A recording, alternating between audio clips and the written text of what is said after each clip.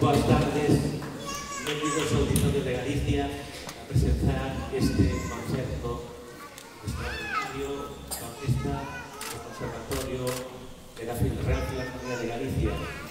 Este é un concerto que culmina un proxecto educativo que se estivo a realizar xa desde antes de Nadal, donde músicos da Real Filarmonía de Galicia, profesores da Real Filarmonía de Galicia, traballaron os nosos alumnos do conservatorio preparando un programa de concerto.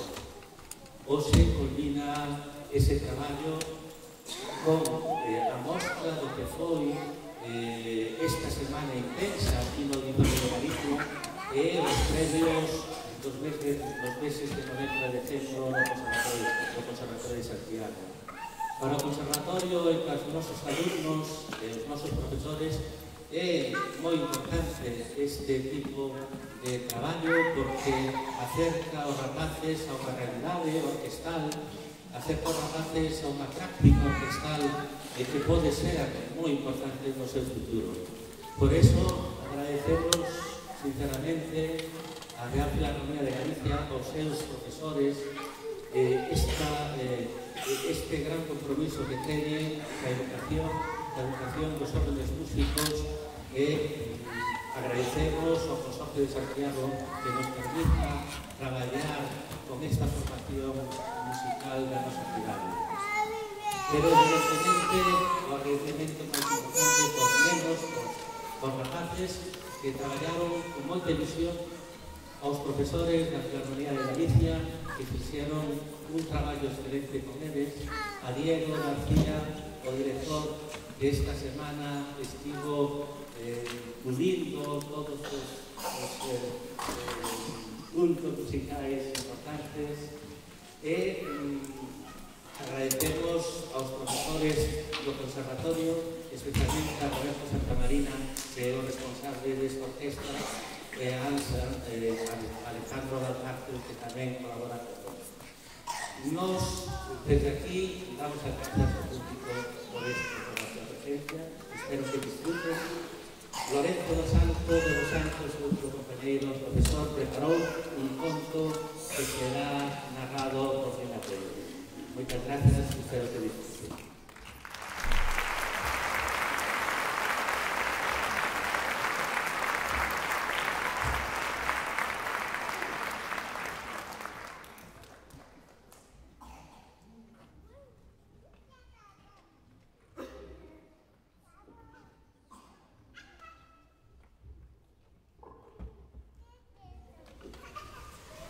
Hai uns anos atopamos no almacén do Conservatorio, grandes meses de razón, un pequeno caderno con texto manuscrito, un diario. Sorprendidos despois de lelo, parecemos que un día seguir conocíamos un todo un concerto, e despois de collemos a Real Filarmonía, e con Diego, como seu director, decidimos tomarlo como guía do que será o programa noso. Escribimos Leda, unha rapaza que tiña na vida 16 anos. Empezaba. 26 de setembro. Hoxe iniciouse o novo curso no Conservatorio. Para min será especial por ser o último. Case 10 anos de esforzo, de experiencias maravillosas, tamén de momentos amargos e, por suposto, de moita música compartida. Será un ano de sentimentos enfrontados, de certa nostalgia polo capítulo que se vai pechar e de moita ilusión polo futuro. As miñas inquedanzas facíanme soñar cun futuro cheo de viaxes, de descubrimentos e de achegamentos a mundos distintos.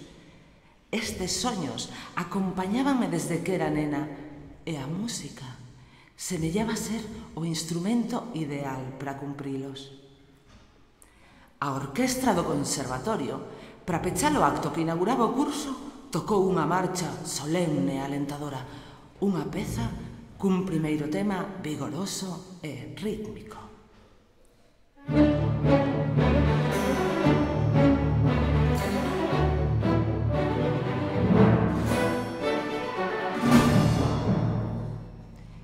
E outro tema lírico é con pompa, que encaixaba moi ben en determinadas circunstancias. Mesmo o compositor, Elgar, dicía que un deses temas que só se lle ocorren a unha vez na vida. De feito, algúns, como os británicos, engadíronlle letra e fixeron del un himno.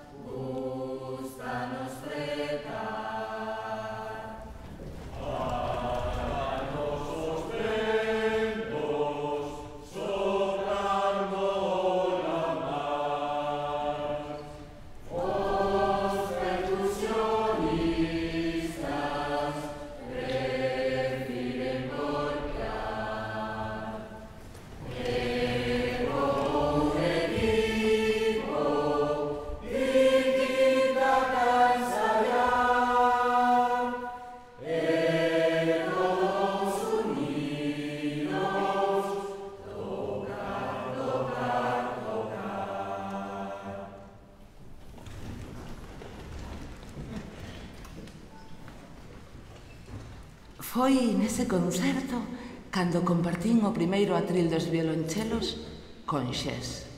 Un ano máis novo ca min, de longo cabelo negro, desordenado, uns enormes ollos de cor mel, cun aire bohemio e ausente, e como a min, namorado dos animais, especialmente dos cabalos. A sensación durante o concerto foi extraña, unha conexión que nunca sentira, como a se respirásemos xuntos e tocásemos o mesmo instrumento, cunha complicidade case máxica.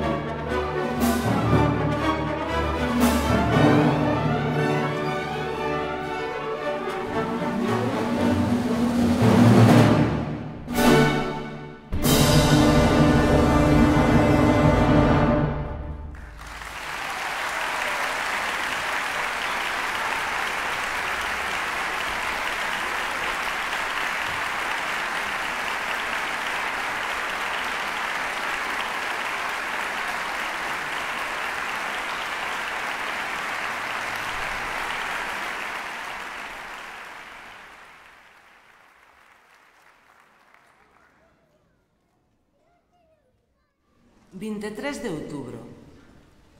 Sempre me gustaron os mércores porque rematábamos as clases co ensaio da orquestra.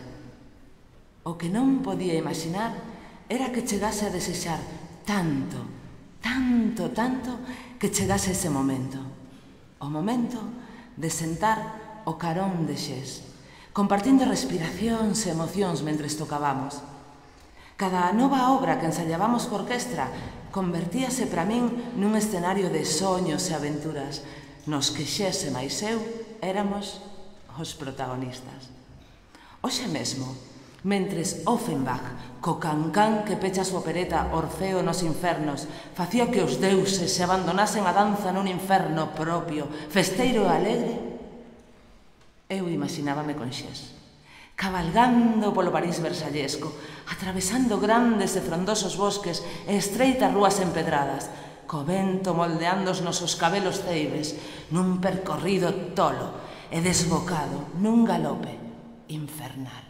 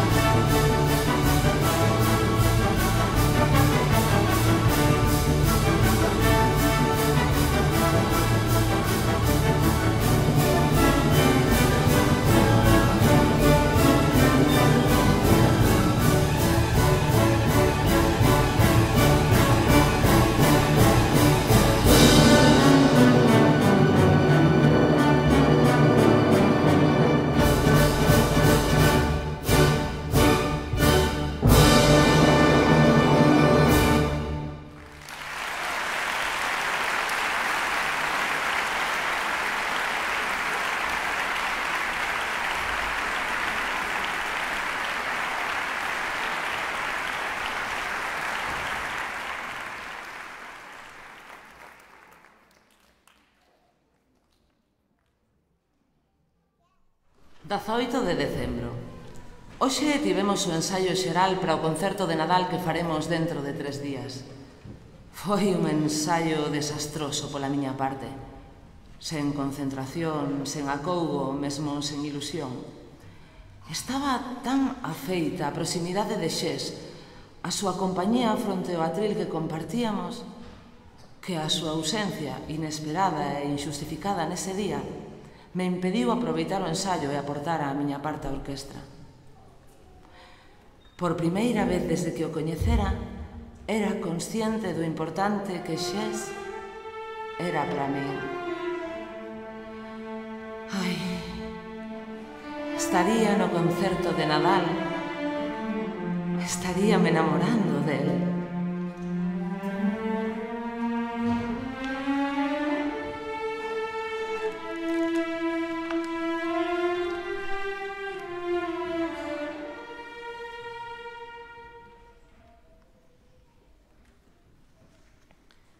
...21 de decembro. Creo que é imposible que non o notase, que non vise as muxicas de ledicia que saltaban dos meus ollos cando a piques de empezar o concerto, Xés entrou ás presas no escenario, co seu chelo na man, ata sentar na cadeira baleira que o meu carón agardaba a súa chegada. Segundos despois entraba o director, e coa música de Rossini viaxamos por Italia.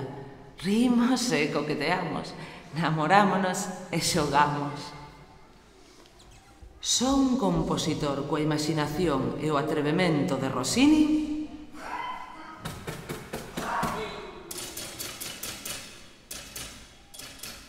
ousaría poñerlle a unha das súas óperas o nome de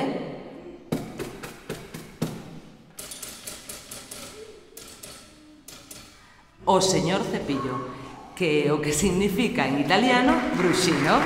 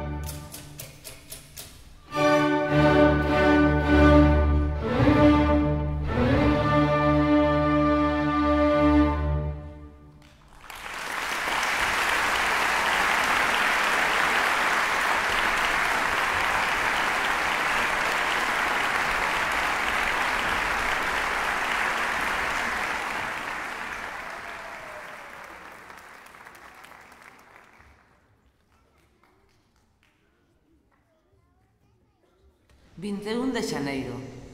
As normalmente breves vacacións de Nadal fixéronse este ano eternas, pero pagou a pena agardar. Xes fíxome un agasallo maravilloso.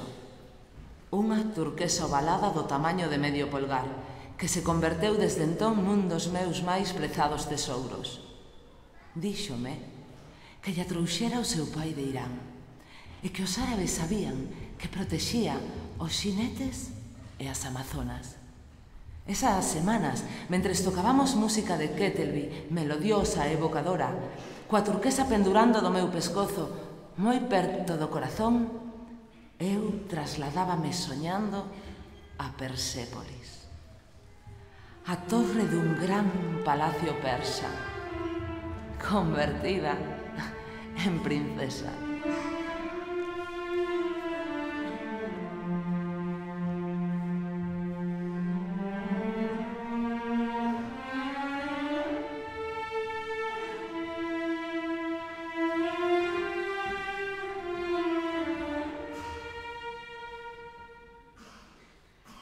Desde alí observaba a praza do mercado, correcendo a deliciosas especias, a cúrcuma e cilantro, co rebumbio dos vendedores de alfombras, dos malabaristas.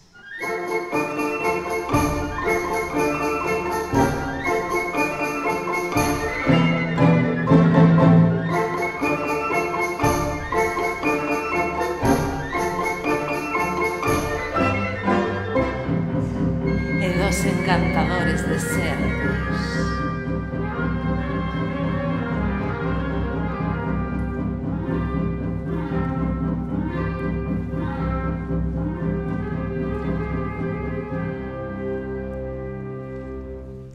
E co armónico repenico das fermosas pezas de ourivaría batendo unhas con outras.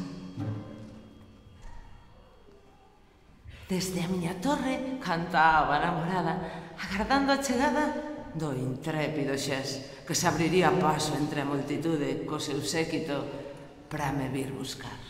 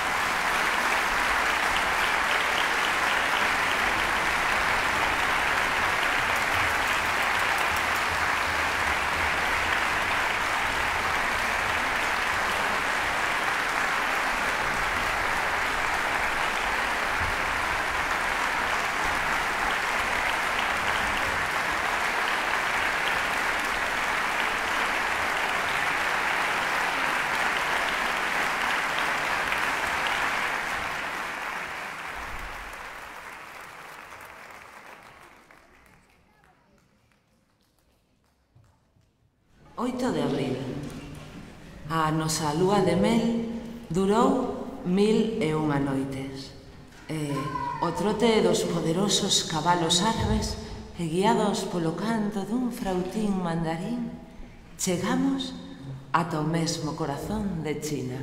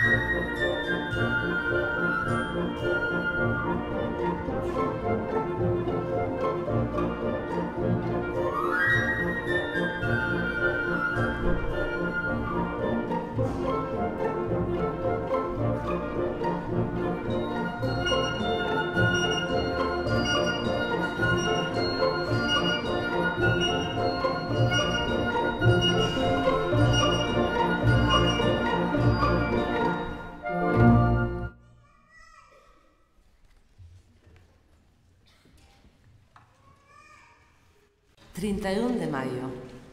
Despois de meses tocando e soñando, hoxe, Xese máis eu declarámonos abertamente o noso amor. Abrazámonos e bicámonos mentre redescubríamos en soltar as nosas mans a cidade bella, baixo a calor reconfortante do sol da primavera. Un curso que acaba e un amor que asoma.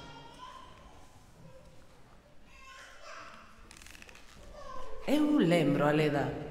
Lembro o seu sorriso cálido, o seu optimismo contagioso, as súas palabras mornas.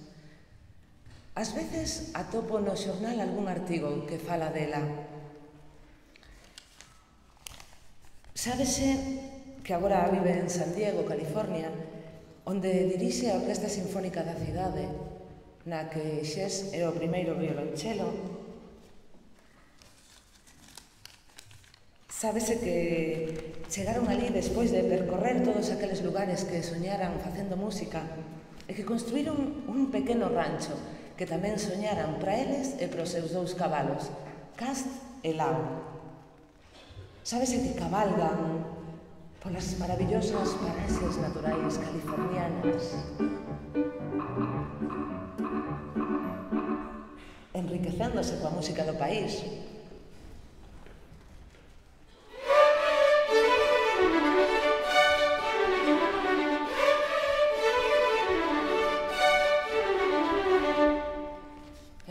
Soñando cos seus compañeros de orquestra e co público dos seus concertos. Tamén se sabe que baixo a súa casa está enterrada a turquesa persa que Xes lle regalara a Leda no seu último ano en Compostela. Enterraron ali seguindo a tradición dos povos indios para traer fogar e benestar, ao fogar, benestar e protección. Os músicos e máis eu, sabemos que lugares tan alonxados como Persépolis, Compostela ou as terras dos indios americanos é pero que moi fáciles de chegar. Basta con abrir os ollos e escoitar.